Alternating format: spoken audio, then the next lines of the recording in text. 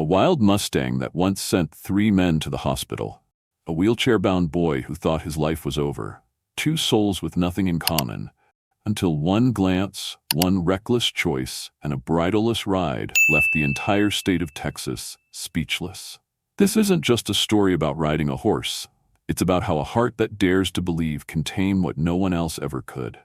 Evenings in Dusty Hollow always carried a thin veil of red dust, settling on everything like a memory, refusing to fade. From the weathered wooden fences to the old cowboy hat hanging by the barn door, sunlight pierced through the haze like smoke, casting a glowing amber across the ranch, as if the past was still clinging to the present. In that golden light, Eli Camden sat quietly in his wheelchair, thin fingers gripping the armrests. His eyes followed a herd of Mustangs thundering across the pasture beyond the fence. Dry grass flipped up in swirls beneath their pounding hooves, but Eli's heart felt as though something heavy had tightened its grip around it. He used to be the most talked-about kid at the local school, known for his unmatched horseback riding. Every summer, he brought home the blue ribbon at the Brewster County Fair, the same ones his mom had carefully pressed into an old scrapbook. Eli had once believed he was born to live in the saddle, until one rainy afternoon 3 years ago, a pickup truck lost control, a screech of metal, a sudden, violent crash, and then just blankness. When Eli woke up, his legs didn't move. His mom and dad, who'd been in the truck with him, never woke up again. The memory lived inside him like a scar, not one that faded, but one that stayed buried in his chest, waiting for moments to ache. Jessie, his older sister, had just turned 17 at the time. Instead of going off to college like her friends, she took a job at Black Mesa Ranch to cover medical bills and stay close to Eli. Jessie wasn't much of a talker. She was up at dawn every day, smelling of sweat and dry hay, a scent nobody asked for, but one you couldn't avoid when caring for over 30 wild horses. That afternoon, Jessie didn't have anyone to watch Eli, so she brought him along. She parked his chair under the shade of a large oak, facing the training pens. Eli didn't complain. Just the scent of straw and the rhythmic beat of hooves was enough to ease something inside him. Then came a loud crash from the far end of the corral. A dark bay stallion with an ashen-gray mane had thrown 2 trainers into the air. He charged through the temporary barriers, rearing up, letting out a piercing scream like thunder ripping the sky. "God Almighty!" Jessie shouted, sprinting toward the chaos. "Rogue's gone wild again." Eli turned his head. Even from a distance, he could see the stallion's eyes. They weren't rabid, not cruel, just untamed, raw, pained. This wasn't a creature meant for fences or bits or forced obedience. And in that single glance, when Rogue's eyes met Eli's, something in Eli's chest skipped a beat. They only looked at each other for a few seconds. But for Eli, time slowed down. He once lived for the feeling of freedom atop a horse. And this Mustang, he was sure, lived to escape anything that tried to cage him. Jessie came back, clothes covered in dirt and sweat. "He just threw a 3rd guy," she panted, wiping her forehead. "Clayton's about to lose his mind."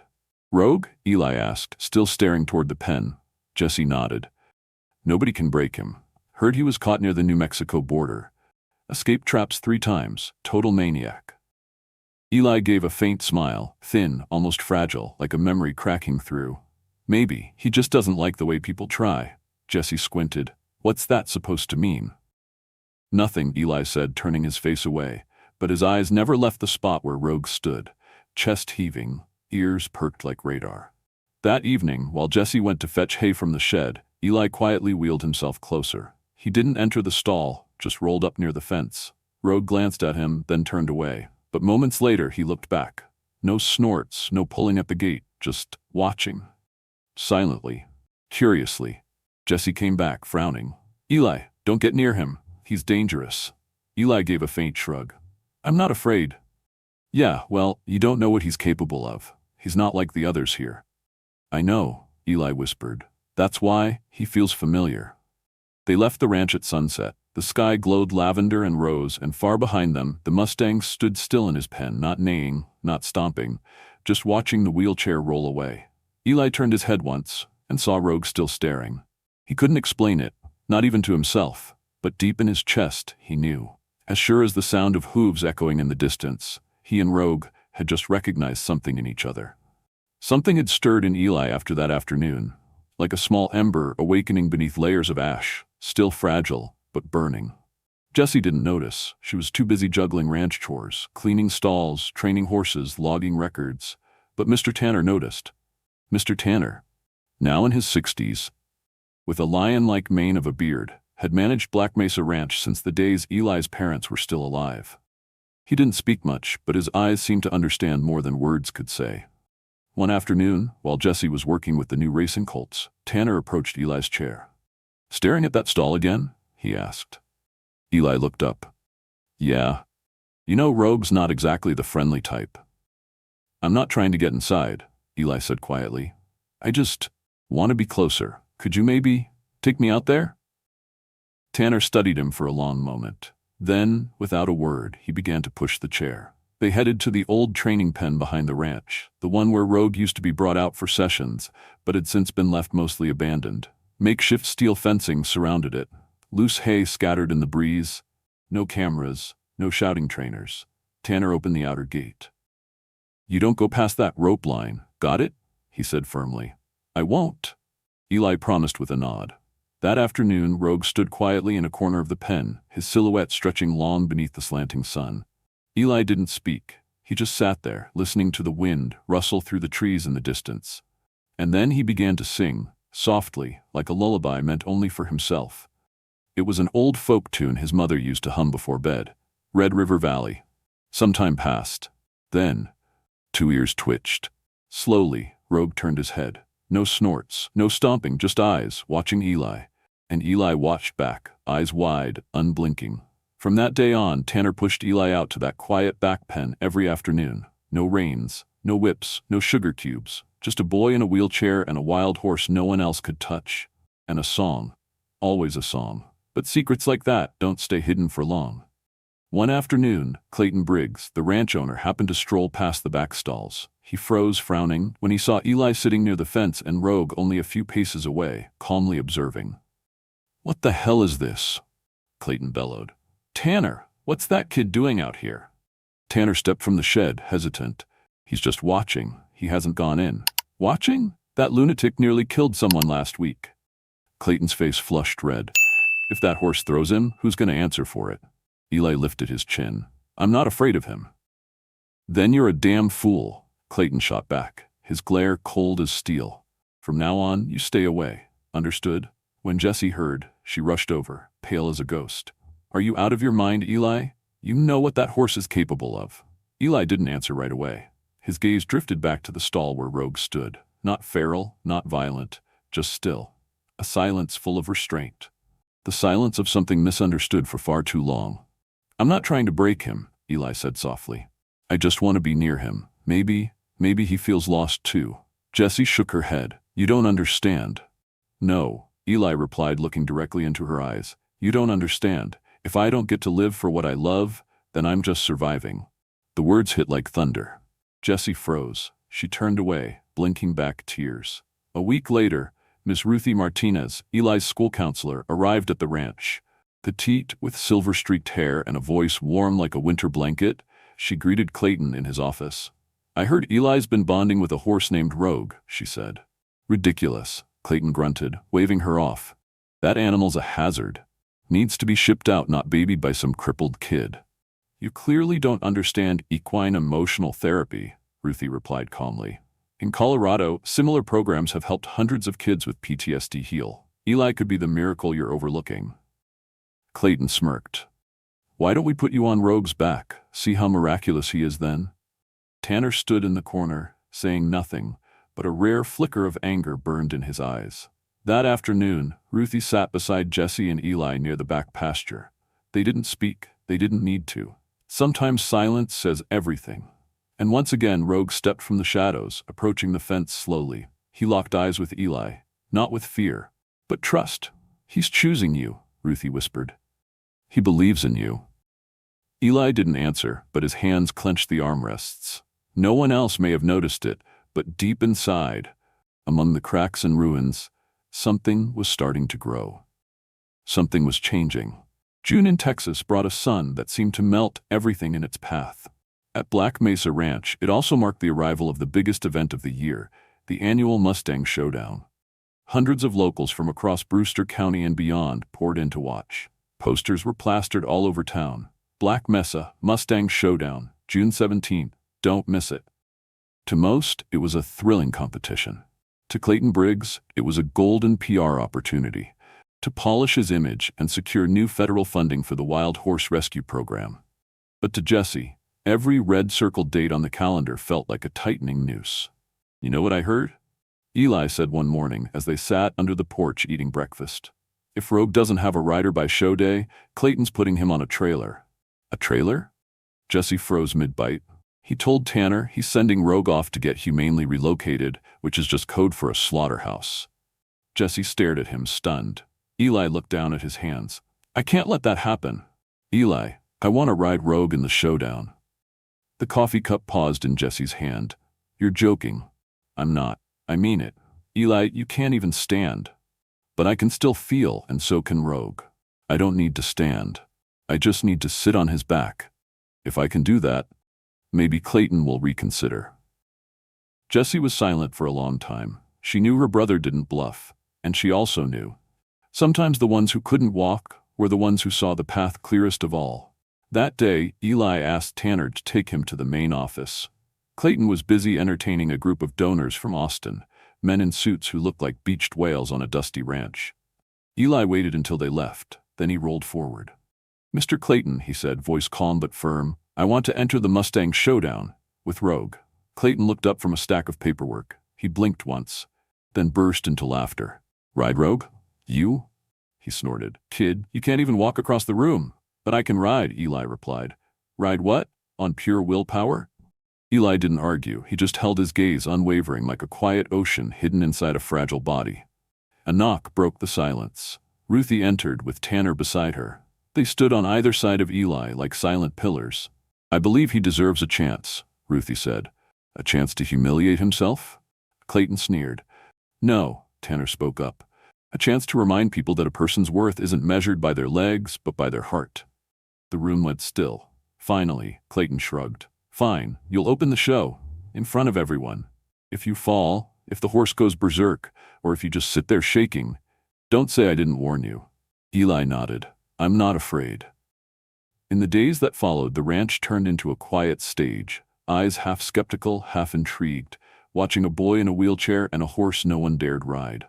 But in the little back paddock, where there were no cameras, no judges, no mockery, a quiet miracle unfolded.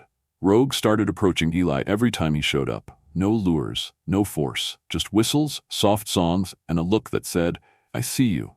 One morning, Eli was doodling a horse's head on his palm when he felt a breath behind him. He turned. Rogue stood just across the fence, calm and focused. Eli reached out wordlessly, and Rogue slowly bent down until his forehead touched Eli's.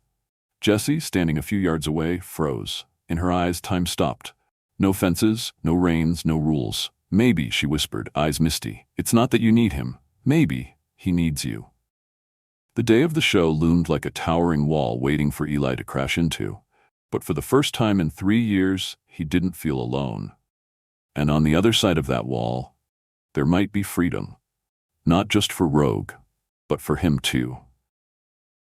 Black Mesa Ranch had long been familiar with the crisp sound of hooves and the sharp crack of a whip slicing the air. But lately something had changed. Not because of the growing crowds gathering to catch a glimpse of Rogue, but because of the whispers traveling from mouth to mouth. "That kid in the wheelchair, he's teaching a wild horse how to trust."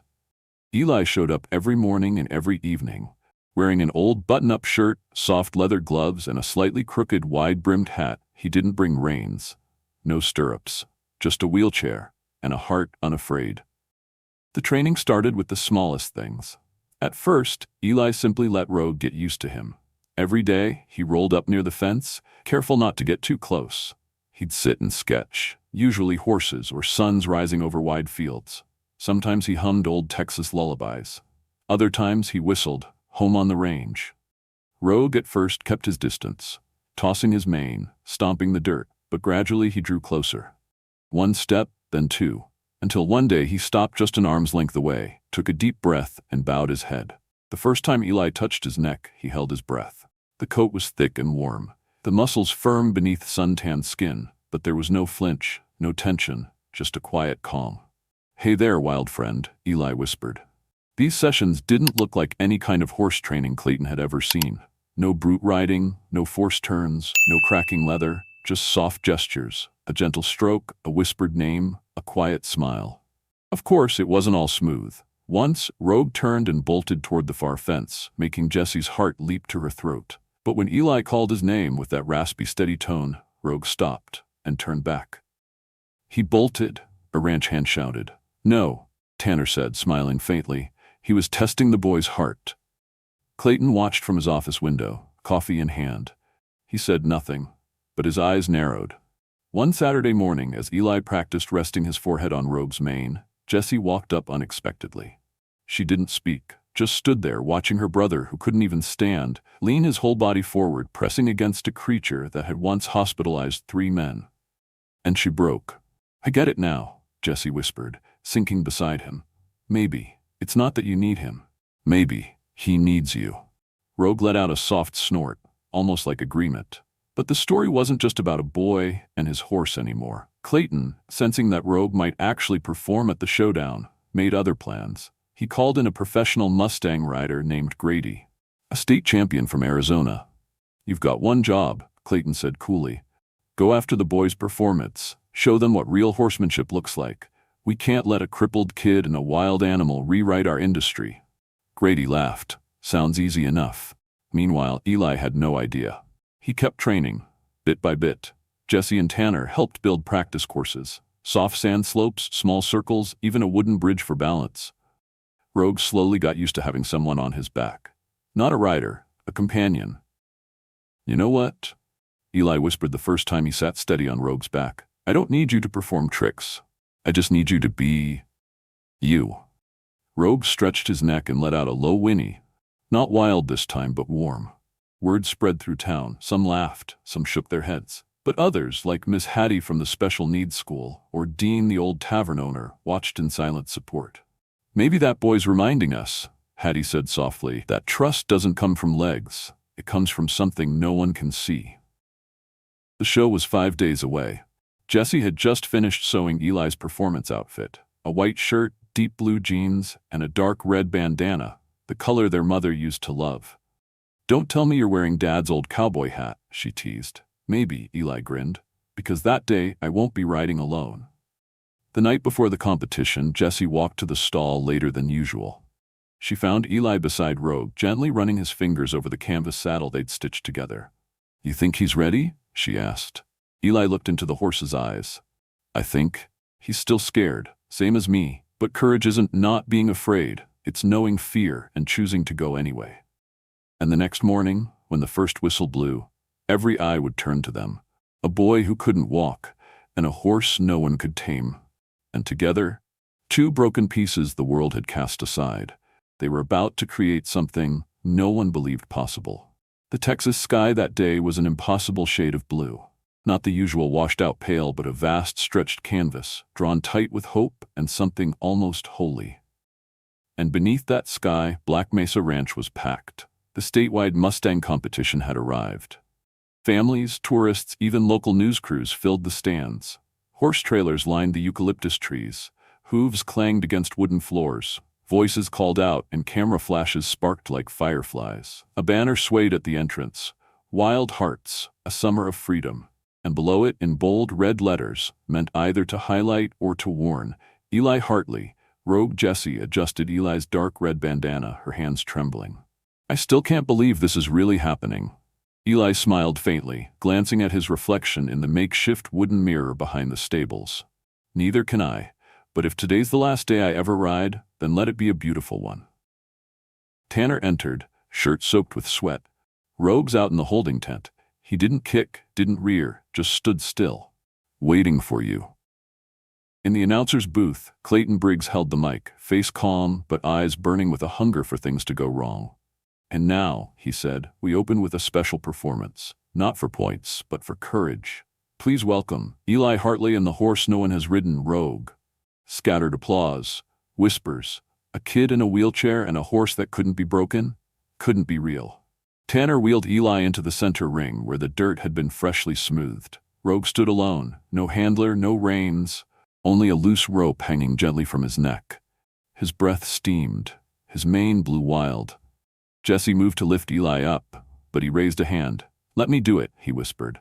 With steady arms, Eli pushed down on his legs, pulled himself up, and climbed onto the canvas saddle they had stitched themselves. Tanner held his breath. Jesse looked away. Then, Eli settled into place on Rogue's back. No saddle horn, no reins, no spotter, just two beings, once labeled burdens, now standing before thousands of doubtful, curious, waiting eyes. Eli leaned into Rogue's mane and whispered, "You're not broken, and neither am I. Let's show 'em." Rogue began to walk. 1 step, 2, 3, and suddenly the noise of the crowd fell away, like someone had pulled the plug on the world. All that remained was the soft thud of hooves in dirt and the wind breathing gently across the arena.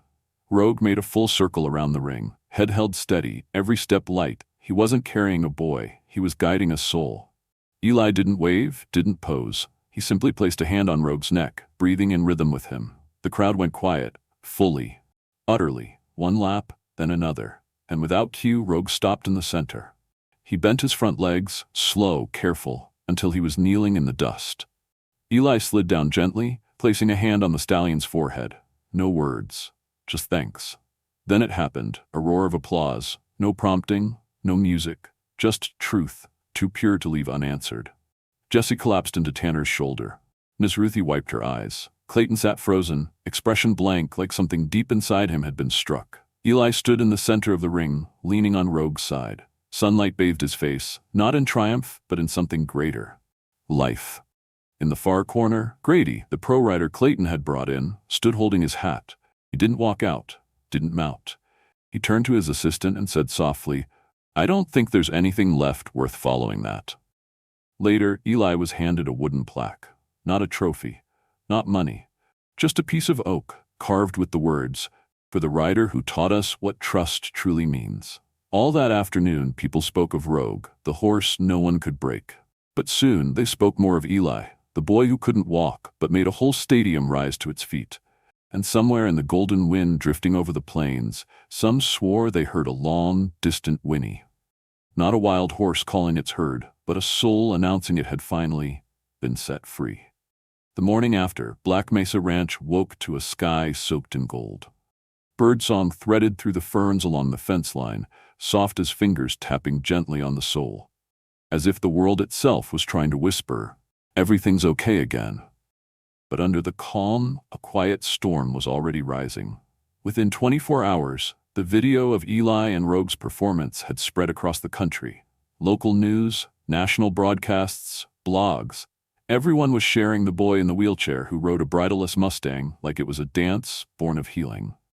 The Dallas Morning Tribune ran a headline, "The boy who couldn't walk made a wild horse bow," and America cried. Reporters, cameramen, and influencers flocked to Black Mesa's gate. Jesse was exhausted from fielding nonstop phone calls. Mr. Tanner barely left Rogue's side, guarding the stall from crowds that seemed more curious than kind. Even Clayton couldn't ignore the firestorm. At a hastily assembled press conference that afternoon, he smiled stiffly and presented Eli with a certificate of recognition from the Texas Equine Association, but his eyes, calculating. "We are immensely proud of Eli and Rogue's recovery," Clayton said into the mic. "However, given the potential risks associated with wild Mustangs, I'm considering relocating Rogue to a more secure rehabilitation center." The air in the room went still. Ms. Ruthie gripped Jesse's hand. Eli stood frozen, unable to believe what he'd just heard. Later that evening, an official document from the Federal Bureau of Wildlife Management arrived at the ranch. It ordered Rogue to be transferred to Mustang Creek facility in Utah, citing public safety concerns and the need for enhanced medical oversight. Jesse read the letter again and again. "They don't know him, Eli," she whispered. "They just see a dangerous horse, not what you see." Eli said nothing. That night, long after everyone had gone to bed, he wheeled himself to Rogue's stall under a pale hanging moon. Its light spilled over his face like misted silver. He carried an old jacket, his father's, the one he'd worn when teaching Eli to ride. Sliding the latch open, Eli whispered, "They're coming tomorrow. They'll take you. They think you're dangerous, But they don't understand. His voice cracked. If they're gonna lock you up forever, you deserve to be free instead. He unhooked the latch on the door. His hands trembled. Rogue didn't move, didn't run. He blinked, eyes deep as midnight lakes, calm, steady, unafraid. Go, Eli said softly, pushing the gate wide. But Rogue didn't flee. He walked forward, step by step, then gently lowered his forehead against Eli's chest. That moment, silent as morning before the wind, was a promise with no words. I won't leave if you still need me. Suddenly, hurried footsteps echoed through the gravel. Jesse and Tanner appeared, breathless. They froze at the sight. Eli in his chair, arms wrapped around Rogue's neck. Moonlight poured over them. A child and a wild creature, no ropes between them, only trust. Jesse stepped closer, hand on Eli's shoulder. What were you going to do? Eli looked up. His voice was steady. If the government doesn't believe he deserves trust, then we have to prove they're wrong. Tanner nodded. We won't let them cage him. Not when he's the reason Eli came back to life. The three of them stood quietly, bound by something more than blood, like a family forged by storms. That night, light glowed from the cabin longer than usual. They stayed up planning. They called lawyers, reached out to reporters. Miss Ruthie contacted every equine therapy organization she knew. We'll take this to Washington if we have to, Jessie said, fire in her voice. Eli smiled. He didn't know how long the fight would last, didn't know if they would win. But he knew this. Rogue wasn't a horse that needed to be broken. He was a soul that needed to be understood. And if there was ever something worth fighting for, it was belief. News of the Bureau's order to remove Rogue spread like wildfire across social media. But unlike what Clayton expected, the public's reaction wasn't silence. It was a spark that roared into an unstoppable blaze. The hashtag #LetRogueStay exploded across every platform. Within 72 hours, over 50,000 signatures poured into Black Mesa's inbox. People didn't just share Eli and Rogue's video. They wrote letters, drew art, composed music, even filmed tribute clips celebrating their bond. Jesse sat at the kitchen table, eyes misty, reading a letter from a boy in Oregon. I lost the use of my legs after polio. But when I saw Eli riding Rogue, I asked my parents to sign me up for horse lessons. I'm not scared anymore. At the town community hall, Miss Ruthie organized a public meeting. She stood before a projected image of Eli, glowing atop Rogue's back, pride shining in his smile. We think we're talking about a horse, she said, voice echoing, but we're talking about hope. We're talking about healing. We're talking about a boy who thought life was over, now helping others believe in miracles. Thunderous applause shook the room. In the back stood State Representative Karen Diaz, silent the whole meeting. But when it ended, she walked straight to Jesse, placed a firm hand on her shoulder, and said, "Get ready. I'm bringing this to the state council, and if I have to Congress." 3 days later, Eli sat on a national talk show in Austin.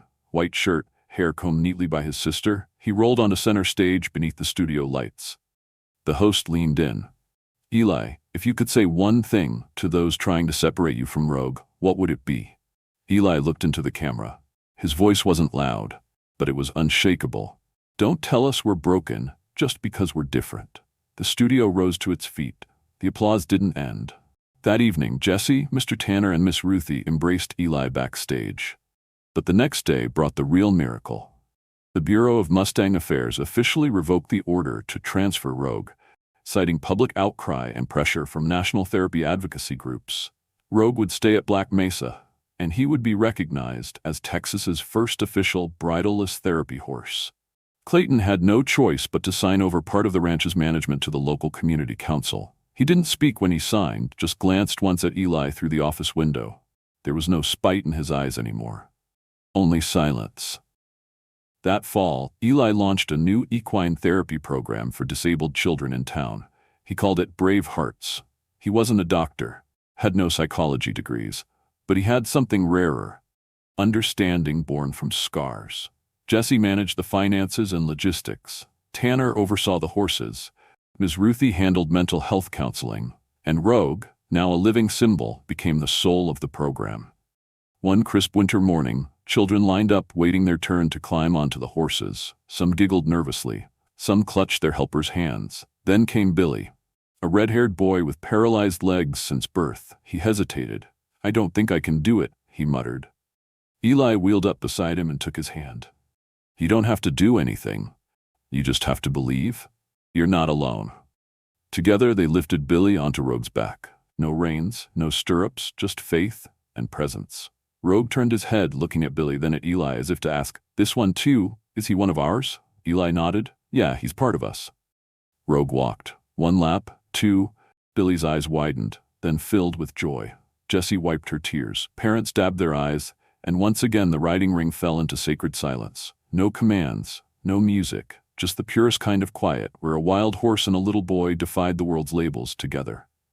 Later, when asked by a journalist what had truly changed his life, Eli didn't mention awards or follower counts or TV appearances. He simply said, "It was a horse no one could ride, who chose to believe in me when the world didn't." If you've ever believed that nothing is impossible, type 1 in the comments. And if the story of Eli and Rogue moved you, drop a 0, so we know you were here and you felt it. Subscribe to True Animal Stories today for more unforgettable journeys where human hearts and untamed spirits find their way to each other. And don't forget to hit the bell so you never miss a moment of trust, healing, and friendships that never break.